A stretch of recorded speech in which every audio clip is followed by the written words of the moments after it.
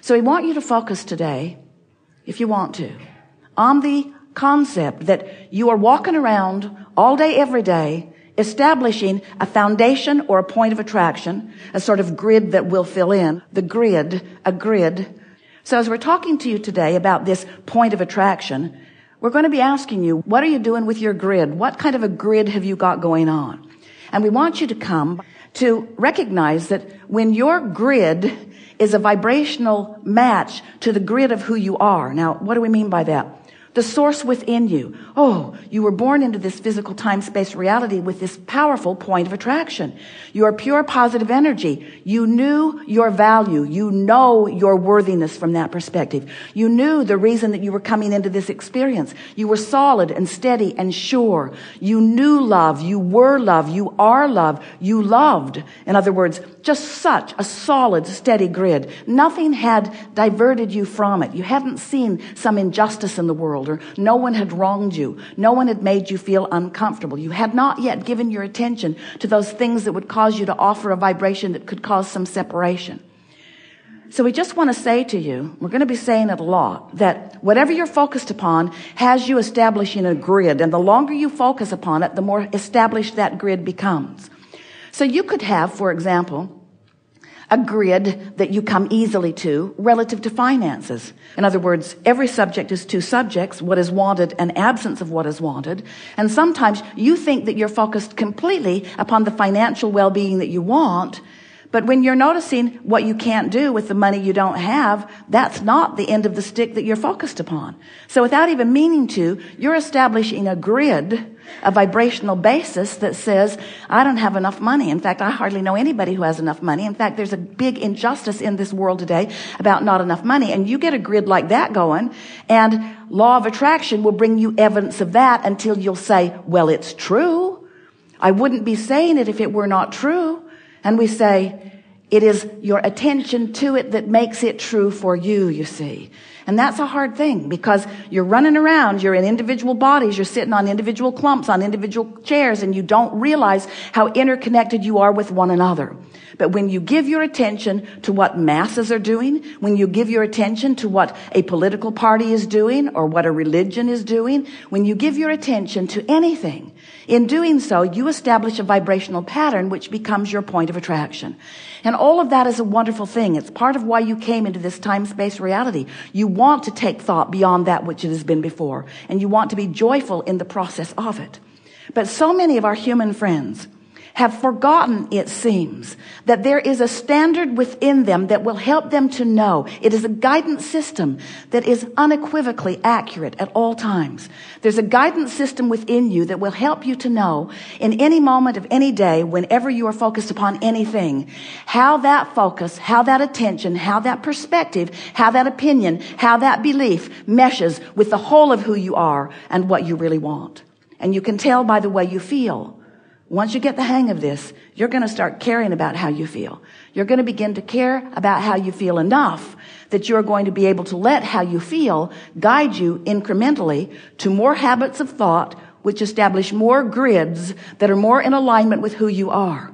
If you've been listening to us for a while, you've been hearing us say that when you're tuned in, tapped in, turned on, that all things go more powerfully the way you want them. You've been hearing us say that one who's connected to the stream or to the flow, or one who is in alignment with who you really are, is more powerful than millions who are not. And what we're really talking about is you finding somehow, some way to line up more and more and more with that core grid that beams up through you, that grid of love and well-being and prosperity and vitality and energy. And it's when you feel frisky. It's when you feel alive. It's when you feel your passion. It's when you are full of who you are. It's when you are tuned in to the vibrational, expanded most beingness of that which you are. So you got to ask, well, if I was all of that before I came, tell me again why? Why did I agree? Did I agree to come into this body and expose myself to this? You call it variety, Abraham. You call it contrast. I call it the good, the bad, and the ugly. In other words, tell me again, did I really agree to come into this environment? We say, yes, you did, because you knew that in the exploration of the contrast that you could come to eternal, never-ended new perspectives of value, perspectives of goodness, perspectives of advancement, perspectives of expansion. You know that you are an eternal being, and you wanted the exposure to the variety that would help you and all of us to expand. One of the things that our physical friends most often misunderstand is that you are the leading edge of all that we are. You are the leading edge out here exploring pioneers, exploring variety, and coming to powerful, important new conclusions. But what goes wrong for you from your perspective is that often life causes you to know that you want something. You want more love in the world. You want more well-being. You want all of the children to be eating. You want the world to be a better feeling place for not just you, but more people. You want that. But you focus upon the opposite of that. It's like the contrast helps you to expand, but you don't go with the expansion because you feel obligated to tell it like it is, to focus upon the what is, to be real, to be accurate, to tell the truth of things. And we want you to understand that there is a truth that you can reach for that is always wrapped around well-being, that when you begin reaching for that, the universe will reflect back to you. Our new way of saying it is your grid will fill in with the evidence of whatever truth it is that you've decided to make your pattern of thought, your habit of thought. So what so many of our human friends do not understand is that you're out here on the leading edge and you're carving it out and you're asking for the new expansion. And when you do, we all go right to it.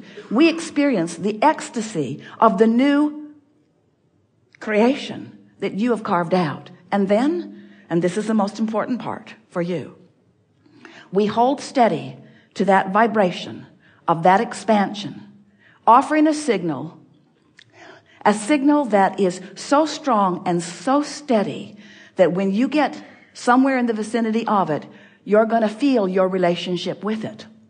You're going to feel your relationship with that signal. If you feel awful, you understand your relationship with the signal.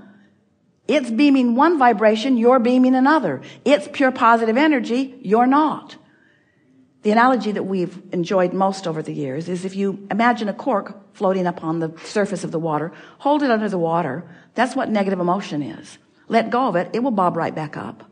So unless you're doing that thing you do that holds you apart from who you are, you're going to be right up to speed with all that you've become. And that's when you feel your best.